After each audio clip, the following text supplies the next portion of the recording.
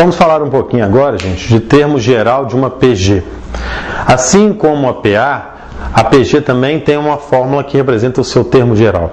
Vou colocar aqui no quadro para vocês o termo geral de uma PG, ok? Vou pegar uma caneta. Então, eu vou colocar aqui o A elevado a N igual a 1 que multiplica Q elevado a N menos 1.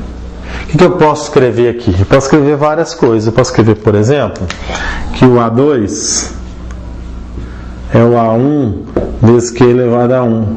Posso escrever que o A3 é A1 vezes Q elevado a 2.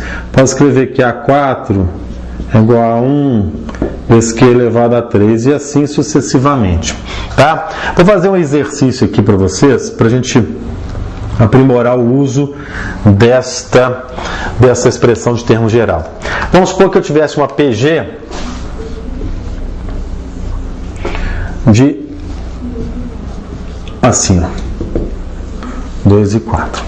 Reparem bem que a fórmula do termo geral, AN é igual a 1 vezes Q elevado a N menos 1, tem 4 variáveis. Quais são essas variáveis? Eu tenho o valor de AN, eu tenho o A1, eu tenho a razão Q e tenho o N. Então, toda fórmula com 4 variáveis, gente, se você quer achar uma única coisa, você tem que ter pelo menos as outras 3. Tá? Mas como eu vou pedir aqui para achar apenas a equação do termo geral, a gente vai deixar o AN em função de N. Então, o que a gente tem que ter? Imprescindível. A gente tem que ter o A1 e tem que ter a razão. Tá? No exercício anterior, a gente tem o A1. Quem que é o A1? O A1 da razão da PG dada lá, ó, é 2. E a razão? Já que eu tenho o segundo termo e tenho o primeiro termo, o segundo termo e o primeiro termo, se eu dividir o segundo pelo primeiro, eu acho a razão. Então, 4 dividido por 2 dá 2. Então, a razão também é 2. Então, a gente pode fazer a expressão de termo geral. Por exemplo, A elevado a N é igual a A1, que eu já chamei de 2, vezes a razão, que é Q, ou seja, no caso 2, elevado a N menos 1. Gente, como aqui é uma potência, multiplicação de potências de mesma base, eu posso conservar a base e somar os expoentes. Então fica 2 elevado a 1 mais N menos 1. Ou seja, a N é igual a 2 elevado a N.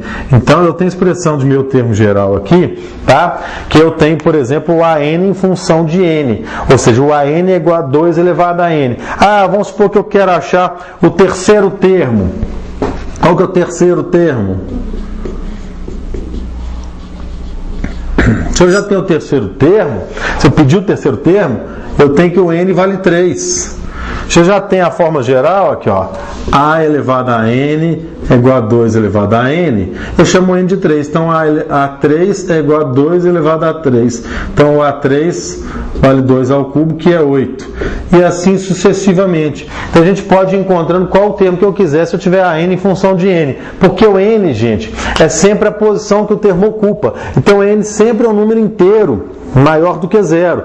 1, 2, 3. Então, fica fácil você substituir o N. Se eu quero a posição 101, eu vou substituir o N por 101. Então, se a gente já tem a expressão do termo geral daquela PG, fica muito confortável a gente achar qualquer termo daquela PG.